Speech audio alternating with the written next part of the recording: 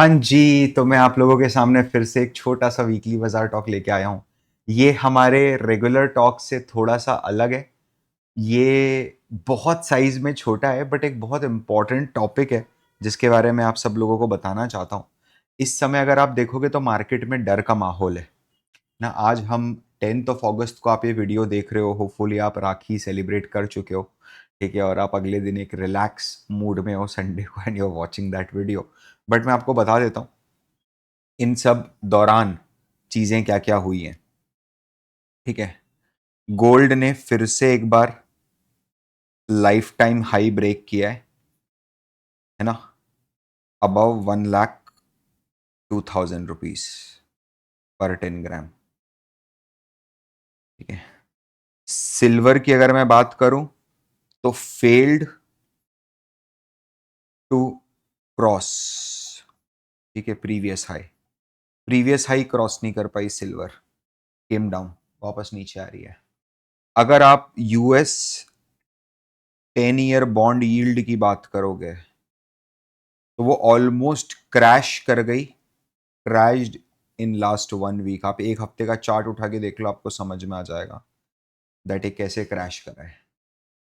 अब ये तीनों चीजें पता है एक ही चीज सिग्निफाई करते हैं, मार्केट्स। ओ हो, मार्केट्स की तो बात ही मत करो। मिड कैप और स्मॉल कैप, इन दोनों को भैया जो धोया है, आय हाय हाय हाय हाय, जितना कमाया था लास्ट 2 महीने में 7 दिन के अंदर अंदर खत्म हो गया। ऐसी हालत में आप अगर ये चारों चीजों को एनालाइज करते हो तो आपको एक ही चीज समझ में आएगी कि डर का माहौल बना हुआ है ना, माहौल खौफ ज्यादा है इस समय मार्केट में कि क्या हो जाएगा पता नहीं। मैं यहाँ पर चीजों को और ज्यादा सेंसेशनलाइज करने नहीं आया हूँ, कभी भी वो ऑब्जेक्टिव नहीं रहता है। ठीक है, इससे कुछ भी द ओनली ऑब्जेक्टिव इज कि एक चीज अपने को पता चली, आपको सिखाना चाहता हूँ, आप सीख लिए उसको। ठीक है, तो इसका जो कोर आइडिया है ना, हम क्या बात कर रहे हैं सर, पहले वो तो बता दो। 2 मिनट 22 सेकंड हो गए, आपने अभी तक बताया नहीं। तो we are talking about Buffett indicator. ठीक है, वॉरेन बफेट ने इसको इन्वेंट करा है और मल्टीपल टाइम्स यूज करा है to understand the valuation of general markets. ध्यान रखना इसमें है ना, वैल्यूएशन ऑफ जनरल मार्केट्स, थोड़ा सा समझना। इस बफेट इंडिकेटर के पीछे जो कोर आइडिया है वो ये है कि क्या मार्केट इस समय देश से बड़ा तो नहीं हो रहा है, देश की इकोनॉमी से बड़ा तो नहीं हो रहा है, क्योंकि ये प्रैक्टिकली पॉसिबल नहीं है लॉन्ग टर्म में। It is not sustainable in long term. मैं अगर इसके पीछे का आपको एक थ्योरेटिकल एंगल दूं, एकेडमिकल एंगल दूं, जितने लोग फाइनेंस पढ़े हैं समझे वो तो 1 मिनट में समझ जाएंगे। जो थोड़े नॉन फाइनेंस बैकग्राउंड के अभी अभी सीखना शुरू किया, घबराना नहीं है। ठीक है, टर्मिनल ईयर पे जब आप कैश फ्लोज निकालते हो तो आप गॉर्डन्स ग्रोथ फॉर्मूला लगाते हो, बेसिक गॉर्डन्स ग्रोथ फॉर्मूला लगाते हो। अपन एक डिविडेंड डिस्काउंट मॉडल ले लेते हैं। ठीक है, तो ऊपर उसमें कैश फ्लोज रहते हैं, प्लस उसमें ग्रोथ रहती है, कैश फ्लो के अंदर कुछ ग्रोथ ऐड होगी। ऐसे एब्सोल्यूट एडिशन नहीं होता है, मल्टीप्लीकेशन के थ्रू होता है। ठीक है, डिवाइडेड बाय, आप यहां पर करते हो के ई माइनस जी और के ओ माइनस जी। आपको हमेशा बोला जाता है कि ये जो ग्रोथ है ना आपकी, ये वाली ग्रोथ रेट, ये कभी भी आपकी जीडीपी की ग्रोथ रेट से ज्यादा नहीं होना चाहिए।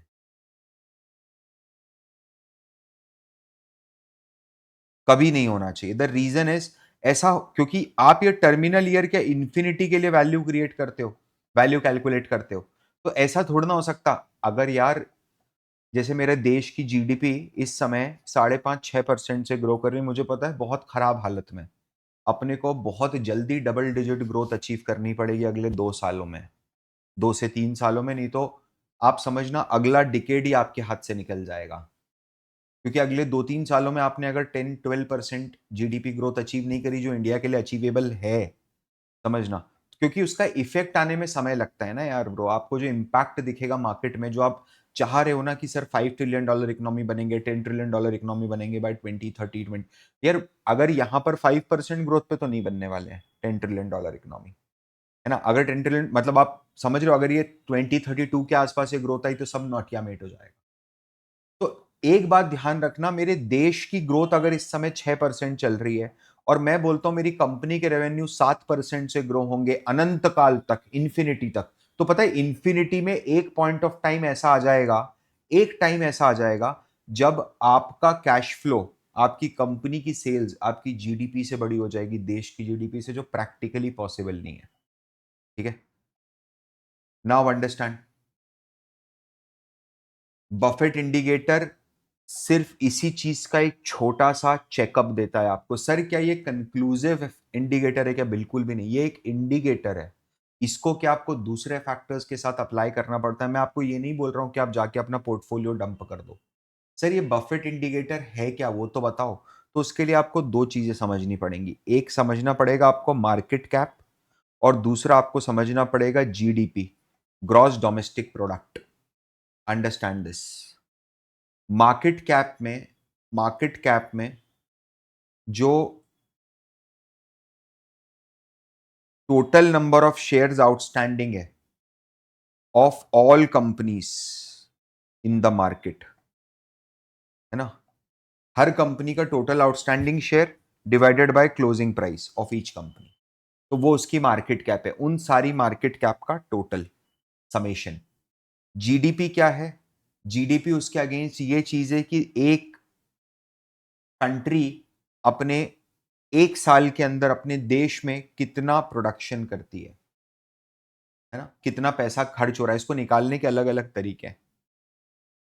ये देखो, कितना लोगों ने कंजम्पशन करा, जो कंजम्पशन करा वो खर्चा करा, मतलब खर्चा करा तो किसी की कमाई हुई। कितना लोगों ने इन्वेस्ट करा, क्योंकि इन्वेस्ट तभी करा जब कमाया उसको, तो ये भी कमाई हुई। फिर गवर्नमेंट ने कितना खर्चा करा, गवर्नमेंट ने जो ब्रिजेस बनाए, सैलरीज बांटी, पब्लिक वेलफेयर में स्पेंडिंग करी, वो कितनी हुई। फिर उसमें से अपन नेट एक्सपोर्ट प्लस कर देते हैं कि जितना मैंने एक्सपोर्ट करा माइनस जितना इंपोर्ट करा, तो नेट एक्सपोर्ट ऐड कर दिया कि वो भी खर्चा ही हुआ मेरा। यहां पर मैंने एक्सपेंडिचर मेथड से जीडीपी निकाली। ये दो अलग अलग चीजें हैं। अब ये रेशो क्या करता है पता है? वॉरेन बफेट बोलते हैं कि सबसे सिंपलेस्ट तरीका ये जानने का कि कोई स्टॉक एक्सपेंसिव है या चीप है, ठीक है, तो it is the indicator. Indicator क्या करता है? इंडिकेटर बोलता है सबसे पहले आप मार्केट कैप फाइंड करो किसी भी कंट्री की, फिर आप जीडीपी फाइंड करो किसी भी कंट्री की, और उसका कुछ मैथमेटिक्स लगाओ। समझना, क्या मैथमेटिक्स लगाओ सर? तो यहां पर यूएस की इस समय जीडीपी अगर आप देखोगे तो इट इज $59 ट्रिलियन। हमारी कितनी है? 3.4 $3.5 ट्रिलियन। ठीक है, यूएस का market cap is 5.59 $59 trillion and GDP is $29 trillion, close to 8.5 9 times of Indian GDP, which is absolutely fine. Matter of few decades we'll be able to cross them easily. तो Buffett indicator क्या बोलता है इस समय? Buffett indicator बोलता है कि ये तुम्हारे स्टॉक मार्केट का हाल है, स्टॉक मार्केट का वैल्यू है, और ये देश की जीडीपी है। देखो यार, ये फॉर्मूला तो मैं रील बना के समझा सकता था, 1 मिनट का गेम था, कोई बहुत बड़ी बात थोड़ा ना थी। I wanted your perfect understanding on this. क्या होता है पता है? आप बफेट इंडिकेटर अगर एक इंटरव्यूअर के सामने जाके आपने ज्ञान दिया उसको, है ना, और उसने आपसे सिर्फ एक बेसिक क्वेश्चन बोला, उसने बोला कि मिस्टर आप मेरे को एक बात बताओ, ऊपर जो है वो मार्केट कैप है और नीचे जो है वो जीडीपी है, ये वाला जो फिगर है न्यूमरेटर जो है ये वैल्यू का फिगर है, और ये वाला जो फिगर है ये प्रोडक्शन का फिगर है। मार्केट कैप का जो फिगर है, समझिए मेरी बात, वो एज ऑन डेट फिगर है। एज ऑन डेट, आज के दिन देश की सारी कंपनीज की वैल्यू कितनी है। एंड जीडीपी का जो फिगर है वो ईयरली फिगर है कि मैंने इस साल कितना प्रोडक्शन किया है। पता है उसके बावजूद भी इसको कंपेयर करा जाता है। प्लीज अंडरस्टैंड, है ना। नाउ अंडरस्टैंड क्यों इतना मैटर करता है ये, क्यों इतना मैटर करता है।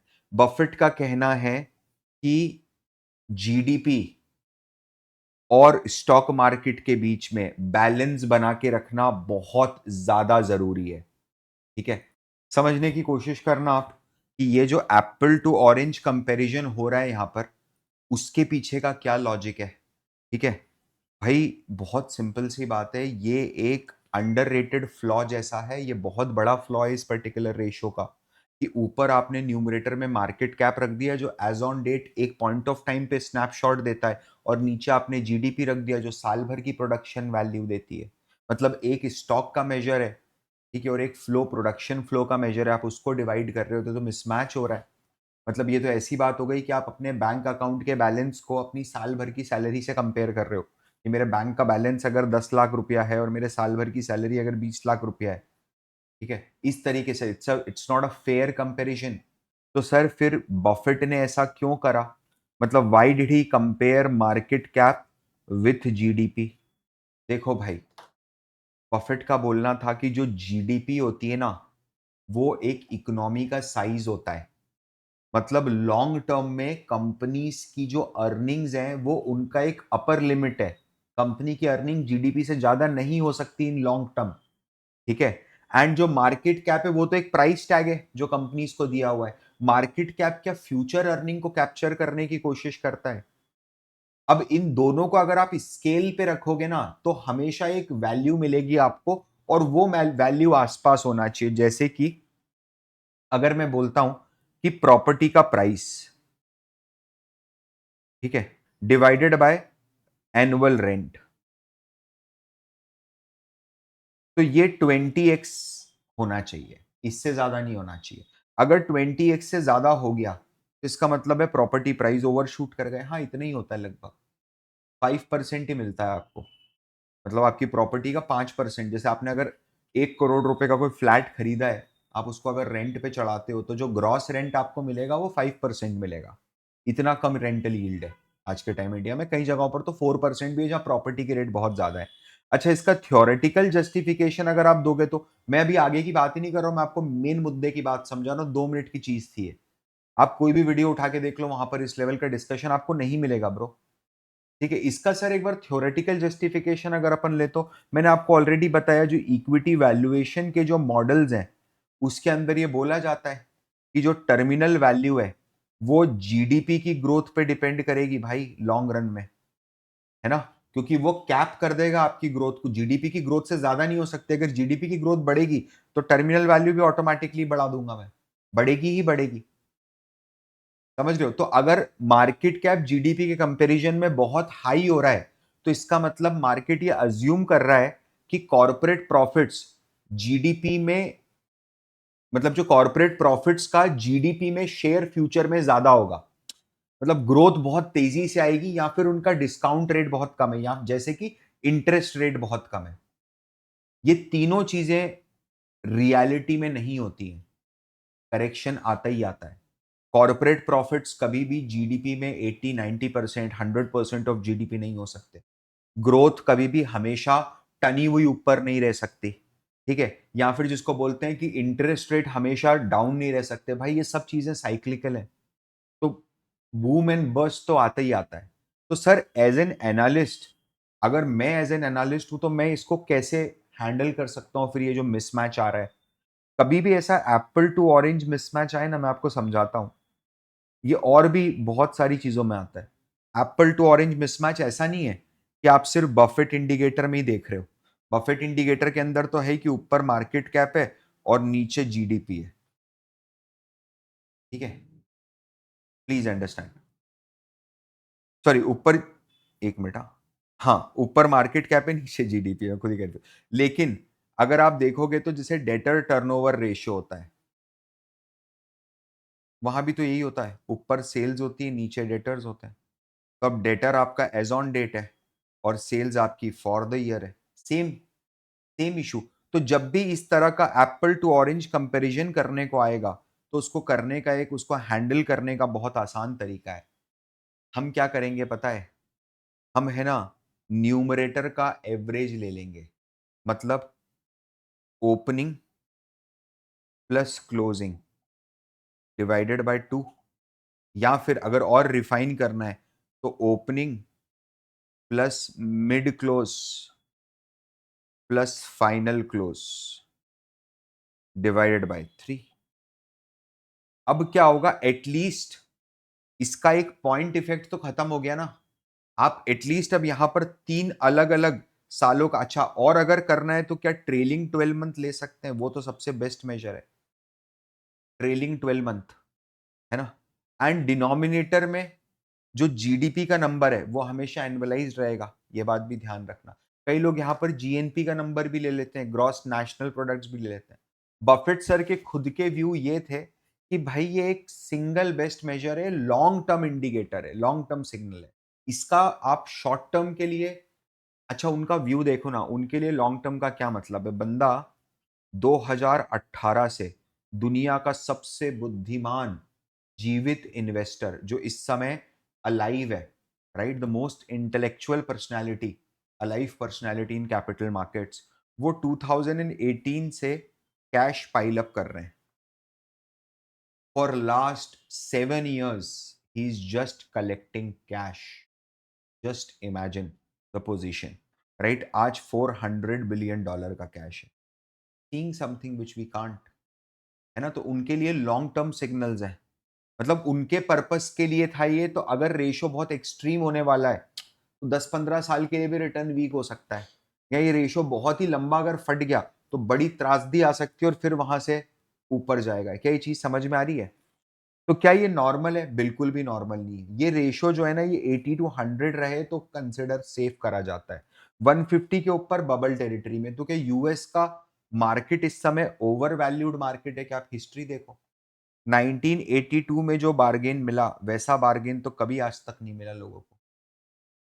1982 में क्या हुआ था पता है, यूएस इकोनॉमी शिफ्ट कर चुकी थी तेजी से सर्विस की तरफ, है ना, मूव कर चुके थे, सर्विस का कंट्रीब्यूशन तेजी से शूट अप हुआ। बट स्टॉक मार्केट उस चीज को टाइमली बेसिस पे डिस्काउंट नहीं कर पाया, तो स्टॉक मार्केट उतना तेजी से नहीं बढ़ा जितनी तेजी से जीडीपी आई, और ये नंबर क्रैश कर गया। ऊपर मार्केट कैप है, नीचे जीडीपी है। उस समय पैसा डाला उन लोगों ने, सदियों का पैसा बनाया ब्रो, जनरेशनल वेल्थ क्रिएट करी। फिर 2000, मतलब आप समझो ना, 18 साल का बुल रन आया भाई, 1982 से, जो 1982 में जो बार्गेन आया उसके बाद 2000 तक वो कंटिन्यूस चला बुल रन। 2000 में ये इंडिकेटर 137 हुआ। फिर 2007 जब पीक था डॉट अपना सब प्राइम क्राइसिस का, फाइनेंशियल क्राइसिस का, तब ये 118 हुआ। 2021 प्री पैंडमिक रैली, पैंडमिक के बाद की जो रैली थी, प्री पैंडमिक रैली कैसे होगी, 172%। और अब ये अपने जीवन के सर्वोच्च स्तर पे खड़ा है, 200%। इसका मतलब ये है कि यूएस का जो मार्केट कैप है वो 2 गुना ज्यादा है अपनी जीडीपी के। ये ऐसा क्यों हुआ पता है, ऐसा 3 कारणों से हो रहा है। इस समय अगर आप यूएस की यील्ड्स देखोगे, यील्ड कर्व बोलते हैं उसको, है ना, तो यील्ड कर्व जो है वो शिफ्ट हो चुका है लेफ्ट में, ठीक है। लोएस्ट है अपने 2008 के बाद से, 2009 के बाद से, है ना। फेड रिजर्व की पॉलिसी ने और लोअर करा है उसको, और नीचे धकेला है उसको, ठीक है। ईयरली अगर आप डेटा देखते हो तो बफेट इंडिकेटर पिछले 10 सालों में हर साल आप देखो कंटिन्यूसली राइज पे, कंटिन्यूसली राइज पे 10 सालों से एक बबल बन रहा है। मेरे हिसाब से यहां पर जब आया था ना, इस जगह पर ये जब हुआ 120 क्रॉस करा, तब वॉरेन बफेट आ गए थे पूरी तरीके से। आप समझ, उन्होंने शॉर्ट टर्म विजन को ना देखते हुए अपनी लॉन्ग टर्म विजडम को आगे रखा, और यहां से उन्होंने कैश एक्यूमुलेट करना शुरू करा है भाई। And he is still accumulating cash. उनको कुछ ऐसा पता है जो अपने को नहीं पता है, unfortunately, fortunately, what ever it is, ठीक है। और 2020 के बाद अगर आप देखोगे तो 2020 के बाद तो एकदम जैसे खड़ा जंप आया उसके, ठीक है। वॉरेन बफेट के अपने वर्ड्स हैं कि रिलेशनशिप अगर 70 to 80% एरिया में आती है तो उस समय स्टॉक बाइंग बहुत अच्छा काम करती है। अगर रेशियो 200% पहुंच जाता है, जो एक बार 1999 में भी हुआ था, तो फिर तो आप समझ लो आप आंख के साथ खेल रहे हो, you are playing with fire, you don't even know what you are buying, ठीक है। तो ये सर्जेस क्या कारण है इसके आने के। देखो भाई, एक तो क्या है, मार्केट कैप इतना क्यों फट गया इस टाइम पर, नंबर 1, इंटरेस्ट रेट कम हो गए बहुत ज़्यादा, है ना? फेड भी इंटरेस्ट रेट कम किया, ट्रम्प भी नीचे पुश कर रहा है इंटरेस्ट रेट को। दूसरी चीज़, क्या अभी एआई का बूम आया, क्या इसके कारण मार्केट के अंदर बड़ा पैसे का फ्लो हुआ ब्रो? फिर वही हो रहा है, चैट जीपीटी का सब्सक्रिप्शन, परप्लेक्सिटी का सब्सक्रिप्शन, पैसा पूरी दुनिया से यूएस की तरफ फ्लो होना शुरू हो रहा है। That is what they wanted. ठीक है, तो इन सब फैक्टर्स ने मार्केट को अच्छा डोमिनेंस क्रिएट करने की कोशिश करी जा रही है, हालाँकि फेक डोमिनेंस है, कुछ होने नहीं वाला है। प्लीज़।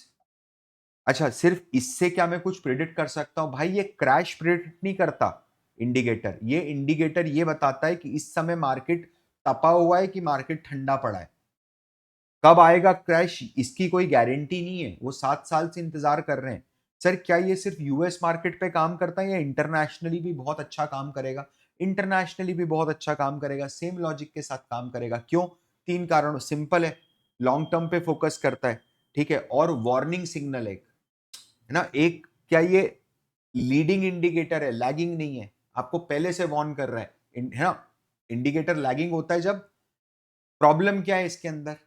ये इंटरेस्ट रेट को पूरी तरीके से इग्नोर कर देता है। आपको बता नहीं सकता कि किस समय करेक्शन आएगा, है ना? एंड ये कई बार ग्लोबलाइजेशन की टेक थीम के अंदर फिट नहीं बैठ पा रहा है, वो समझते हैं अपन। इंडिया पे रेप्लिकेट करके देखो इस समय। तो इंडिया में 2025 की वैल्यू निकाली अपन ने, मार्केट कैप इस समय 448.96 लाख करोड़ की है एंड जो नॉमिनल जीडीपी है हमारी वो 331.03 लाख करोड़ की है। तो ये जो नंबर निकल के आ रहा है ये आपका 135.7% टू द जीडीपी आ रहा है।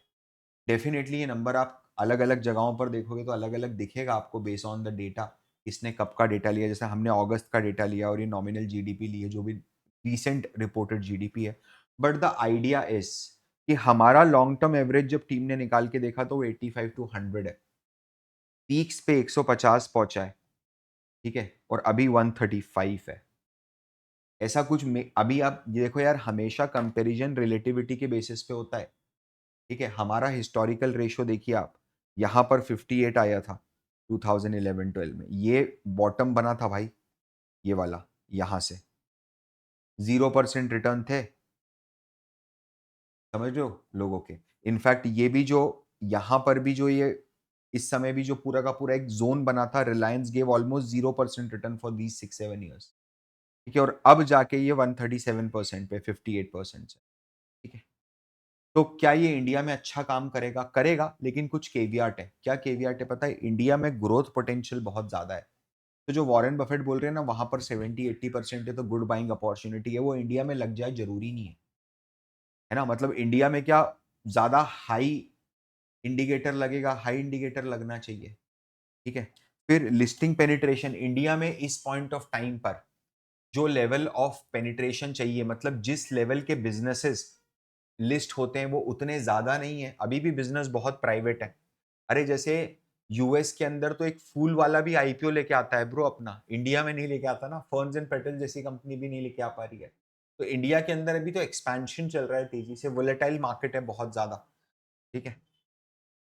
एक सिंगल मेजर नहीं है भाई, बहुत सारे फैक्टर्स हैं, रेशियोज़ हैं, वैल्यूएशन है, प्रॉफिट मार्जिन्स हैं, ठीक है? गवर्नमेंट के हेडविंड्स, टेलविंड्स हैं, वो सब देखोगे तो एक पूरी पिक्चर बनती है, ठीक है? इसको एक जादू की छड़ी जैसा मत ले लेना, मार्केट कभी भी चेंज हो जाएगा, ठीक है? लॉन्ग टर्म थिंकिंग अपनी सेट करके रखना, बस इतना ही बोलना था, छोटा-सा वीडियो था, आपको कैसा लगा मुझे ज़रूर बताना। तब तक के लिए this is Parth Verma signing of.